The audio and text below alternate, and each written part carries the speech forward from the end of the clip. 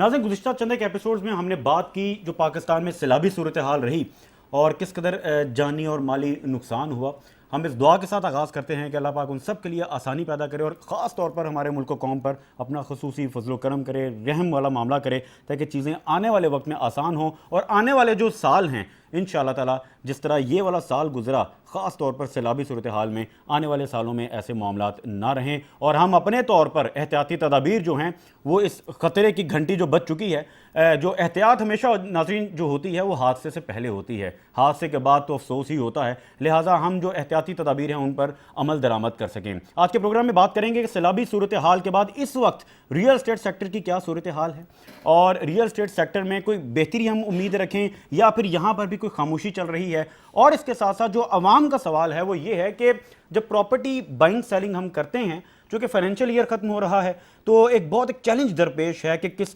Property को declare करना है नहीं करना, चूँकि जो टैक्स पेयर्स हैं वो भी घबरा रही हैं, जो टैक्स पेयर नहीं है वो भी घबरा रहे हैं। अब ऐसी सूरत हाल में जो एक ट्रस्ट डेफिसिट वाला मामला है इसको किस तरह से हैंडल करना है इस पर भी बात करेंगे। और इसके साथ साथ हम देखते हैं खसूसी तौर पर लाहौर में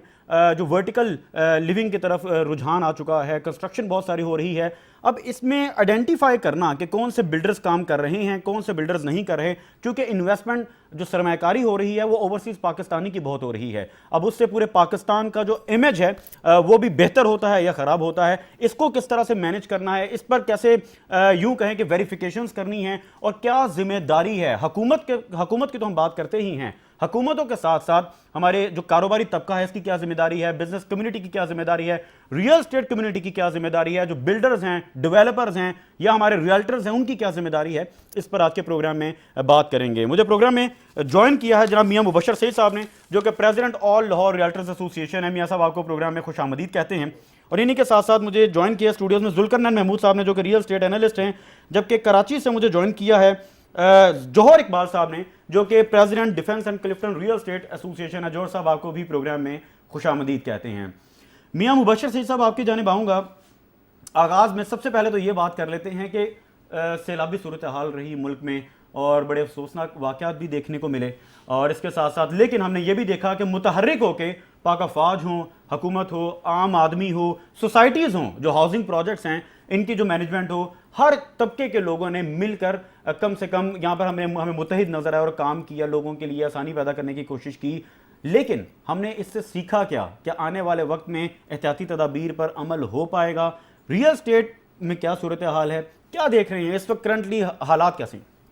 जी बहुत शुक्रिया रिजवान सरवर साहब। सबसे पहले तो मैं आपका पूरी रियल एस्टेट कम्युनिटी की तरफ से शुक्रिया अदा करता हूँ। बड़ा बेहतरीन आपका प्रोग्राम जो है रियल एस्टेट के हवाले से और हालात हाजरा पे होता है और मैं ख़ास तौर पे बड़े शौक़ से आपका प्रोग्राम बड़े अच्छे तरीके से देखता हूँ। आपने बात की सैलाब की, यकीन जाने एक बड़ा दुख भरा लम्हा है और जो मामलात और जिस तरह से हुए, शायद इन चीज़ों को अगर पहले एहतियात के साथ चीज़ें की जाती तो बहुत अच्छे तरीके के साथ इसे मैनेज किया जा सकता था। अरबों डॉलर का पानी जो है वो जहाँ पर वो हमारा ज़ाया हुआ, वहाँ पर बहुत सारे लोग बेघर भी हुए।